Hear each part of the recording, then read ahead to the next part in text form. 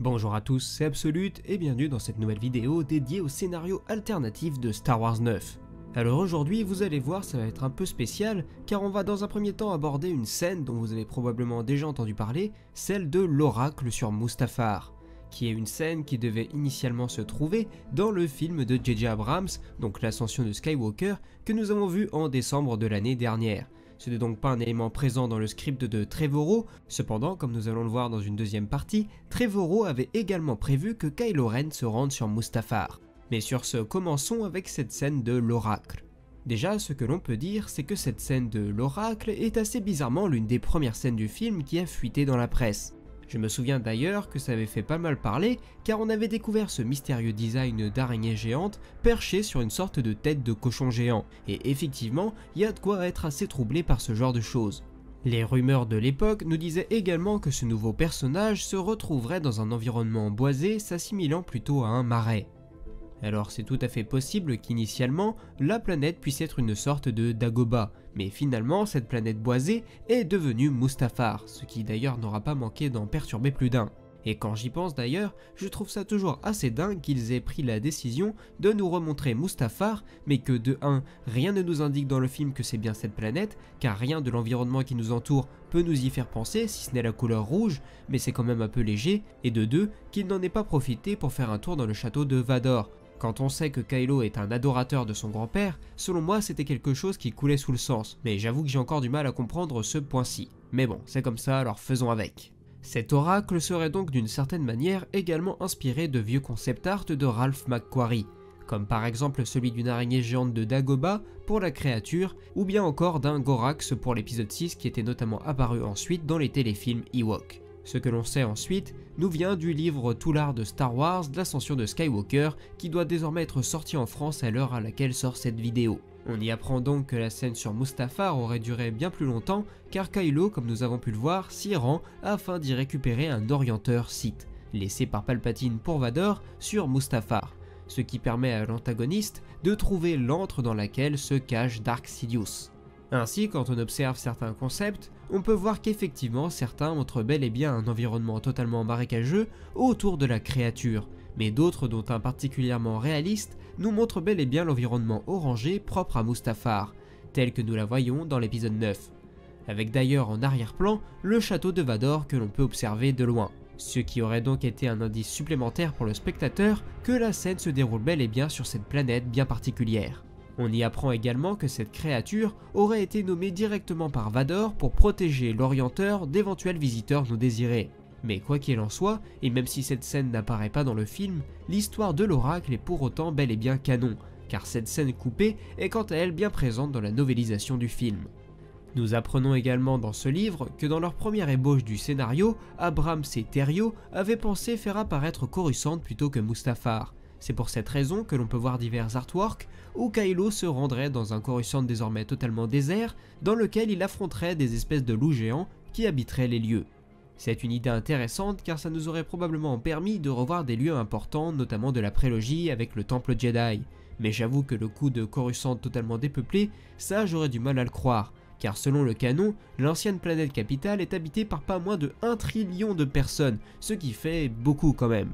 Donc l'hypothèse de la planète totalement déserte, ça me paraît assez difficilement envisageable, et je pense que c'est notamment pour ça qu'ils ont préféré choisir Mustafar. Mais dans les autres images que l'on peut voir, on peut constater que c'est tout un assaut qui était initialement prévu, et on peut également constater que les chevaliers de Ren étaient totalement de la partie, ce qui de ce point de vue là aurait été particulièrement intéressant car ça nous aurait permis de voir leur puissance, ce qui nous serait quand même très utile pour qu'on puisse les considérer comme de vraies menaces.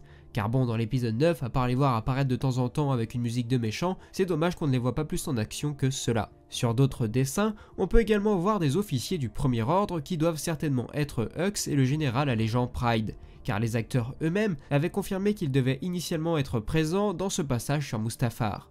Mais maintenant, je pense qu'on a fait le tour de cette partie et je vous propose de passer à la suite avec le passage sur Mustafar dans la version de Trevorrow.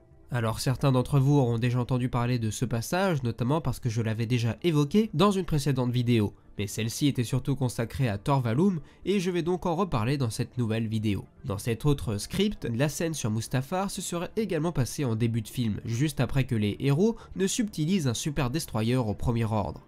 On apercevrait d'abord un Kylo Ren qui marcherait seul accompagné d'un petit droïde au milieu d'un terrain fait exclusivement d'obsidienne.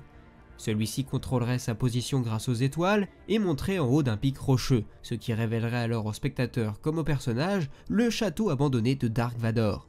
Kylo se rendrait donc à l'intérieur du château en utilisant son sabre laser comme une torche, jusqu'au moment où il ressentirait un souffle sur sa joue qui le ferait frissonner. C'est son oncle Luke Skywalker qui lui apparaîtrait de nouveau en tant que fantôme de force. Le Jedi commencerait par se moquer de son ancien apprenti en lui disant qu'il ne trouverait rien d'intéressant ici, ce qui énerverait Kylo qui lancerait son sabre vers l'endroit d'où provient la voix. Luke disparaîtrait mais dirait une dernière fois « Rentre chez toi Ben, rentre auprès de Leia ». Kylo serait bouleversé et il se tournerait quand même vers l'autel sur lequel se trouve l'objet qu'il est venu chercher, un holocron Sith. Il se concentrerait et parviendrait à l'actionner, ce qui projetterait l'hologramme d'un vieux message enregistré par l'empereur Palpatine il y a plusieurs décennies.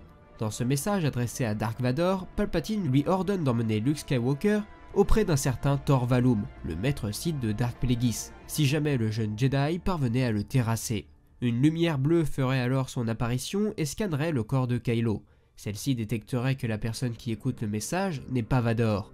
Tandis que dans le même temps, l'empereur poursuivrait son discours et dirait qu'en allant voir ce Valum, Luke Skywalker y acquerrait un pouvoir incommensurable, et qu'il pourrait ainsi exploiter la puissance inexplorée de Mortis.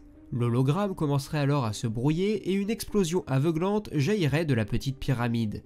Kylo serait alors touché au visage par cette décharge d'énergie et d'horribles veines violettes strieraient sa peau, tandis que lui hurlerait d'une douleur insupportable. On retrouverait Kylo Ren bien plus tard à bord d'une station médicale. Il regarderait son visage dans un miroir et on le découvrirait à moitié couvert de métal, que l'on apprendrait être du Beskar, le même métal qui sert à concevoir l'armure du Mandalorien. Un nouveau masque s'abaisserait ensuite sur sa tête, nous n'en voyons pas encore l'avant, mais le droïde médical lui dirait ensuite qu'il peut désormais respirer. Un nouveau son de respiration, différent de celui de Vador, plus guttural, plus profond, serait alors perceptible. Il appellerait ensuite le chancelier Hux afin de savoir si les choses se passent bien en son absence, et c'est ainsi que nous découvririons le nouveau masque du suprême leader, qui est décrit comme ressemblant à l'ancien, mais étant tout de même plus tranchant, plus méchant, plus effrayant. Et voilà ce qu'il en est pour cette petite partie. On peut d'ailleurs constater que même si l'exécution finale est totalement différente, il y a quand même certains aspects que l'on retrouve entre le script de Trevorrow et le film de Abrams, comme la présence de Palpatine, qui n'était certes qu'un caméo dans la première version, ou bien encore l'holocron Sith qui a été remplacé par le concept d'orienteur, et bien évidemment le nouveau masque de Kylo Ren, qui certes n'est pas plus effrayant dans l'épisode 9 que nous avons vu, mais qui avait au-delà de ça une symbolique assez intéressante, car il représentait le fait que le masque, tout comme son porteur, sont brisés à l'intérieur. Et cet art japonais, que l'on appelle le kintsugi ou le kintsukuroi, je m'excuse d'avance pour l'horrible prononciation, est un concept qui vise à réparer, ou plutôt à recoller des objets brisés. L'idée derrière ce travail est de faire en sorte que ce rafistolage fasse partie de l'histoire de l'objet et donc de son porteur, et que ce n'est pas quelque chose que l'on cherche à cacher. Bref, je ne vais pas m'étendre sur le sujet, car de toute façon, il me semble que Sidemaul en avait déjà pas mal parlé dans l'une de ses anciennes vidéos. Sur ce, la vidéo du jour est donc terminée, je ne sais pas de quoi on parlera dans la prochaine, consacrée à ce thème des scénarios alternatifs pour Star Wars 9, il nous reste donc encore quelques petits passages à explorer. On a par exemple le vol de l'Eclipse qui se serait passé en début de film, ou bien encore les Chevaliers de Ren qui sont traités un peu différemment chez Trevorrow. Il y a aussi tout un tas de choses à dire sur la version obscure de Rey qu'on a pu brièvement voir dans l'épisode 9, qui est apparemment un aspect qui a dû beaucoup plaire aux personnes qui doivent réaliser des concept art, car il y a beaucoup de dessins différents à ce sujet, donc je pense que ça peut être une idée sympa à traiter. Bref, quoi qu'il en soit, c'est fini pour aujourd'hui, et n'hésitez pas à me dire ce que vous souhaitez le plus voir dans de futures vidéos. N'oubliez pas non plus de commenter, de partager, de liker, et surtout de vous abonner à la chaîne, c'est super important.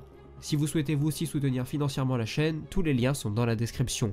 Et j'aimerais également justement passer un petit message aux personnes qui soutiennent la chaîne sur YouTube, Tipeee et Utip. Donc merci à Il était une fois une étoile, à Michel, à Ankan Cosplay, à Yarkan, à Sokatano, à Emred, à Timothée, à Charles, à Eric, à Nox Academia, à Sébastien Michaud, à Tissue, à Wasp, à The Space Babelier, à Darsturen, à Jamil Oran, à Bastien, à Sylvain, à Flash Patine, à Zalandar, à Mr Tony 46, à ChouiFR, à Likoul et à tous les autres que j'ai pu oublier. Merci à vous tous vraiment. Je vous invite également à me rejoindre sur mes divers réseaux sociaux, Twitter, Facebook, Instagram, tous les liens sont là encore dans la description. Enfin bref, moi il ne me reste plus qu'à vous dire à la prochaine, c'était Absolute et que la force soit avec vous, ciao.